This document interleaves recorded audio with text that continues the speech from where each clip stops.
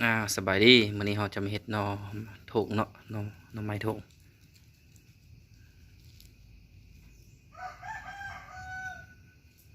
ปอกหน่อแล้วก็มาเฮ็ดหน่อไม้โถงซอยเลย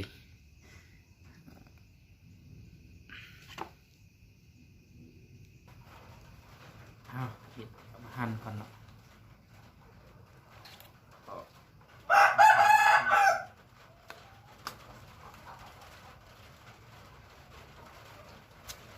จืดไว้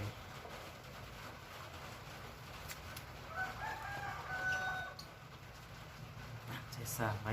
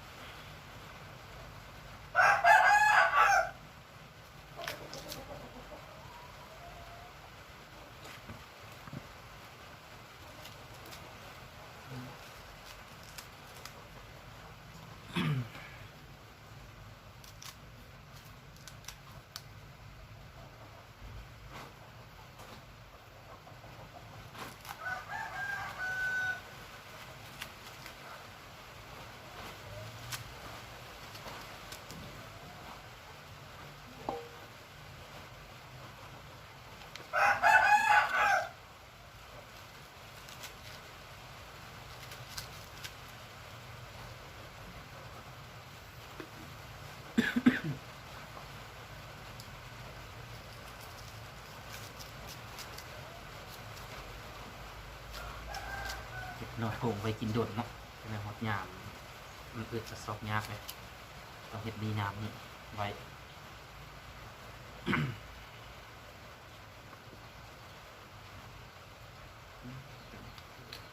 เพิ่มอีกแล้ว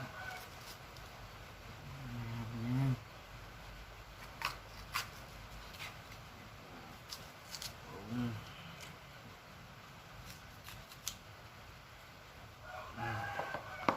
อันนี้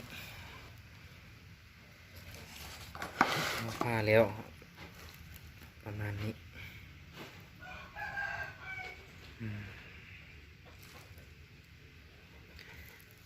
นี่เลือกสิเอาไว้เห็ดหน่อไม้ส้มหรือว่าสิเห็ดแกงกินตัวนี้เราสิเห็ดหน่อทงตัวนี้เห็ดหน่อทงเอาไว้กินดุนเอาหลังจากที่ว่าเราปอกแล้วเนาะเราก็จะได้ประมาณนี้บัดนี้ต่อไปเราก็สิเอาไปนึ่งบัดนี้เอาไปใส่กระถาดนึ่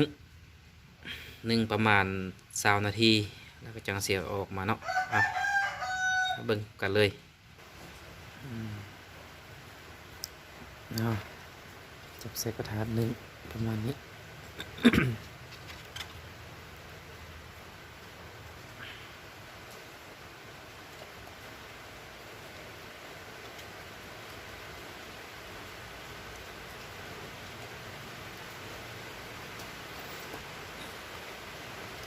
หลังจากที่ว่าเราใส่สำเร็จแล้วเนาะเราก็เอาไปนึ่งบัดนี้เตรียมไปนึ่งเลยเหยาไปนึ่งเลยบัดเมื่อเอาใส่หม้อแล้วก็ประมาณนี้เนาะต่อไปก็ยังแต่รอท่าให้มันฟดแล้วก็ประมาณรอท่าประมาณนึ่งประมาณ20 นาทีหลังจาก20 นาทีแล้วเราก็จังบดแล้วก็เอาออกเนาะเอาเวลานึ่งก็ใส่ประมาณ20 นาทีเดี๋ยวนี้ยังประมาณฮอตเนาะใส่เวลาประมาณ20 นาทีเวลาหนึ่งหลังจากสำเร็จแล้วเราก็เอาออกมาใส่ถุงเอาหลังจากที่เรานึ่งฮอตประมาณ20 นาทีเนาะเราก็ออกมาเบิ่งนอนี่มันก็อยู่จากมันก็สิประมาณนี้นอมันก็บ่สุกหลายปานใดเนาะเพราะว่าเรานึ่งเอาเด้มันก็สิประมาณนี้นอเอาต่อไปเราก็เอาออกไปแล้วก็ใส่ถุงเนาะ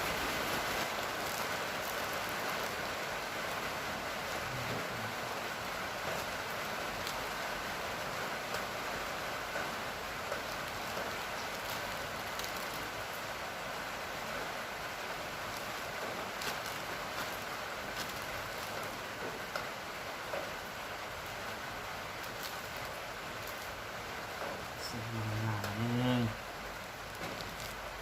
ตัดอยู่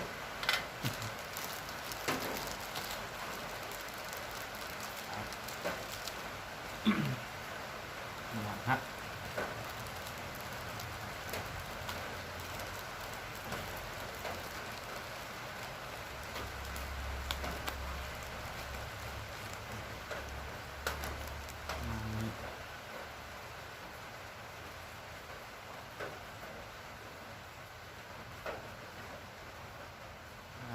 มีตกแล้ว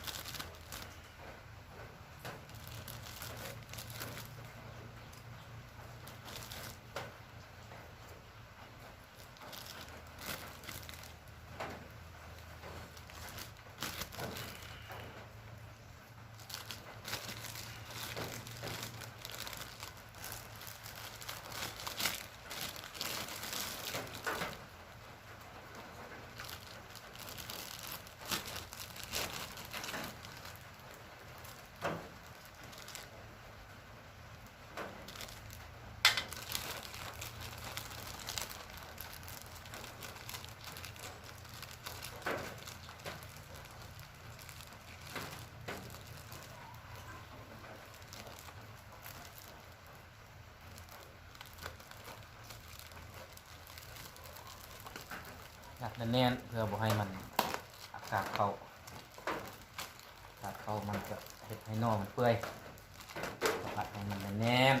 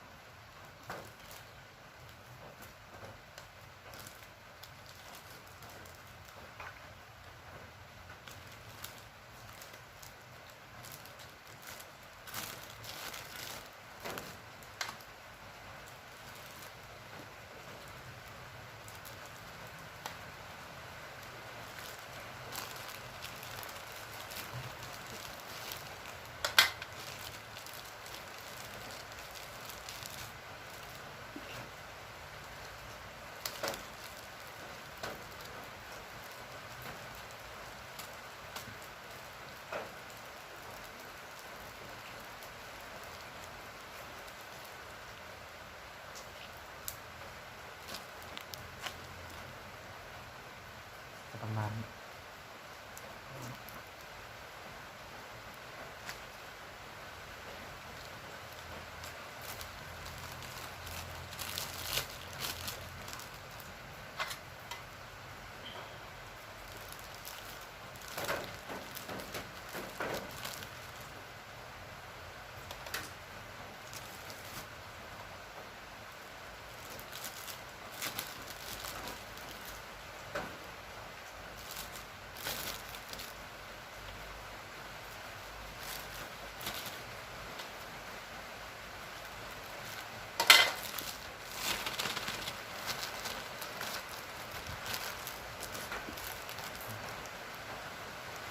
แซ่บแน่นอน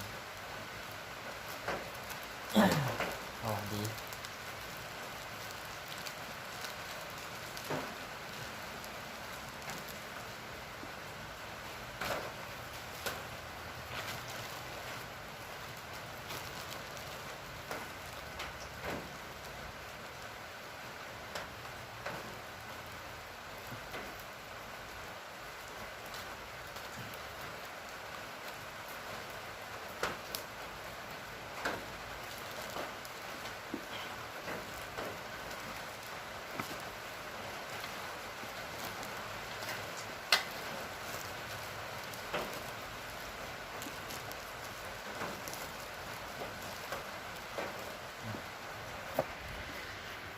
เด้